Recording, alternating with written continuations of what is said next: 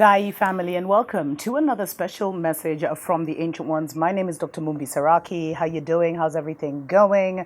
Ooh, we acknowledge the Ancient Ones in the wind. We acknowledge our ancestors in the wind. We're so grateful that they're always here with us, family. Thank you to every single one of you that sends me so much love on the daily, family, that sends me your best wishes, that is just filling the comments and the emails you write me with so much positivity and love, family. It is just such an amazing, energetic, I don't even know how to describe it, energetic exchange. And I appreciate love each and every one of you.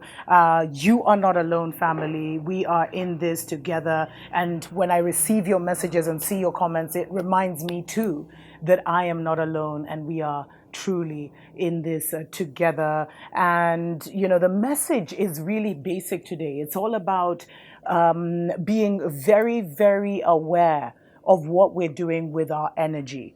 And our energy is mainly directed through our focus and our attention. So the ancient ones wanted us to, in this season and in the seasons that are coming up, to start to really control our energy and our attention, because that is what is manifesting our dreams. And that is what Babylon is trying to scatter. And this is probably a gentle reminder for some who already, you already know this stuff. But for others, this may just be, a click on, a light bulb switch in your mind to, and maybe an answer as to why your manifestations kind of come in half baked, or they don't come in fully, or they don't come in at all. Because right now, family, we are in spiritual time. We are in mental time. We have our mental faculties back in our control, which means we can literally create with our minds. But the way we do that, there's very many different techniques online, family. There's many techniques that your spiritual team is trying to show you or has shown you in terms of how you can manifest using the powers that are within you. And it all is about focusing on it. Whether you say daily mantras, whether you use the 369 approach, which is a very specific writing approach to manifestation, where you write something three times and 6 times and 9 times.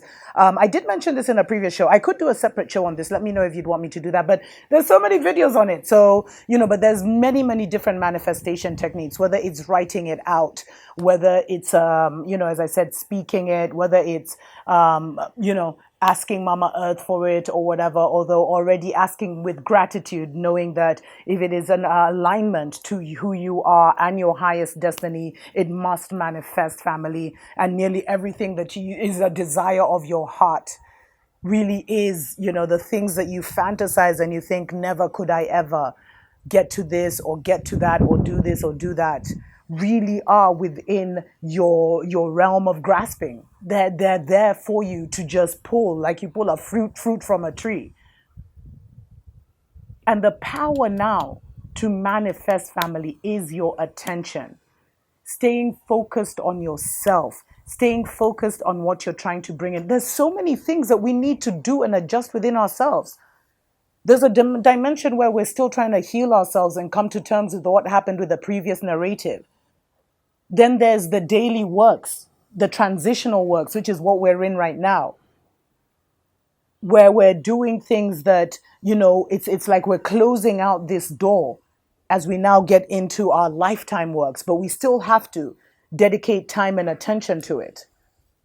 There's relationships that we're dealing with, both the positive and the negative ones.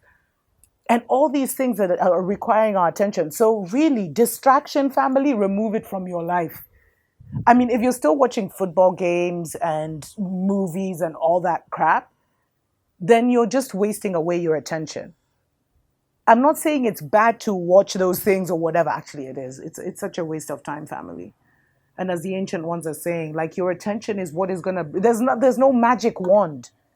Your attention could be considered the magic wand, family. You need all your attention and your focus to bring in what you want, what you truly to desire. And some of you even have to figure out what that is. Because all your life you've been told what to desire and what not to desire. They've used the carrot stick approach on you. where they beat you when they don't want you to do something because it's bad for them, and then they reward you for doing something that is detrimental to yourself.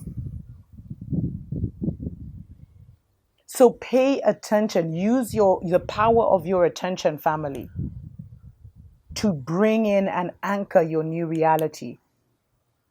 Because you see, that's what it is. Once you pay attention, then you're fully in the moments of your life, like you're fully present in the moments of your life. Then you will notice the signs from the universe, because our keys, our answers, the openings that we're looking for all come through others because of the way the world is set up. Being in the right place at the right time with the right frame of mind. Those others may be strangers. They may be people you know. But your dreams come through opportunities. And there are some who are even able to manifest. Let me not even just limit it to that. There's some who are able to manifest fully. Just, I want 1,000,000 shillings, and somehow that money manifests, family. But really, it's to don't focus on the process so much. Put your attention on what you want. Put your attention on what you want, what you're creating. Focus on that. And focus when your energy is most potent and when the spiritual energy is the most potent. And this is where you now need to recognize, are you a morning person? Are you a night person? Are you a middle of the afternoon person? When does your energy peak? You see, my energy peaks first thing in the morning, and then earlier in the morning as well. But most afternoons, I need to just be chilling and relaxing. But from like 3 a.m.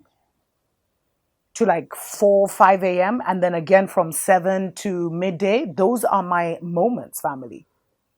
When I am most creative, when my energy is high, and that's when I should direct my attention to what I'm trying to manifest, family, because it's not going to fall from the sky. We are co-creators. So we need to do some co-creating by bringing in what we want, focusing it, articulating it. Articulate it either through a vision board, through images, through writing it out, through scripting. There's so many methods of manifestation. Maybe I'll do a whole show on methods of manifestation, family. Because before they may have not worked, but now they're working like, wow. Especially if you've cleared up a lot of the energy and a lot of the negative attachments and you know and you've been calling back your energy daily and sending people's energy back. Then there's a lot that you have to work with in terms of your own personal power. But we were never taught, family, how to direct that personal power to create to create our reality. We were never even taught that we had that capability, family. But I'm telling you now, focus on what you want. Avoid the sideshows. And the Babylon sideshows aren't just in the news and the negative news and what's happening with the global agenda. But it's also the news within your family, the gossip, who cares? Who's saying this about you, who's saying that? And it's also, family, these online, a lot of you are seeking either prophetic messages online or tarot or all kinds of different predictions from different people. It's very important. That has been used as a very powerful tool of healing and activation and elevation. But there's certain voices that you're listening to that have become stuck in a loop. And Babylon is using them to get you stuck in a loop. Because if you've noticed, some people will come with some powerful prophecies.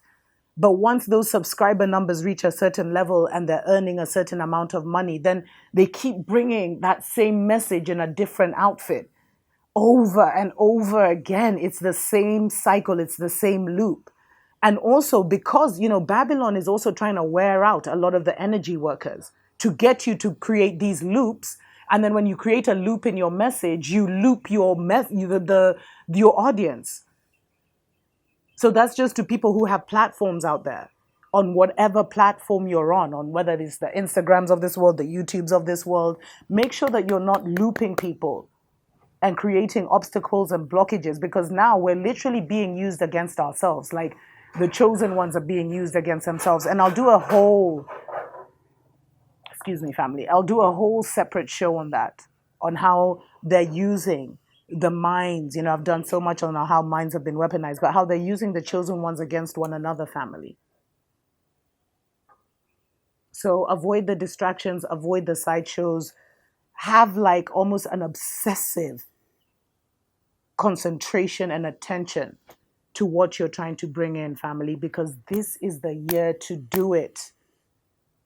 This is the year where you'll be able, a lot of the things that you're able to pull in this year and anchor in will be manifesting for the rest of your life and many lifetimes to come if you choose to come back. And when I say for the rest of your life, it could be a long life, because we're going back into those 100-year, 200-year-old, 300-year-old situations. But those are stories for other days. Special shout out to Michael Simmons, who has sponsored this show. He is one of the spiritual guides that is emerging in this season.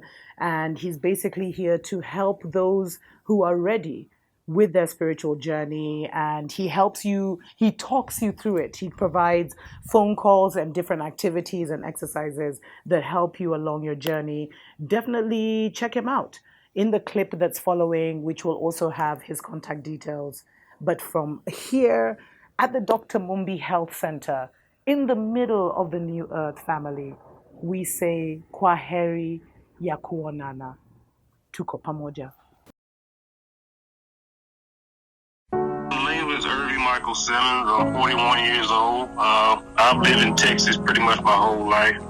I've just been the kind of person that just love to help people. I've been that way since I was a kid. I just love helping people, but it's been more focused on this end of working spiritually with people, just trying to help them on their life's journey.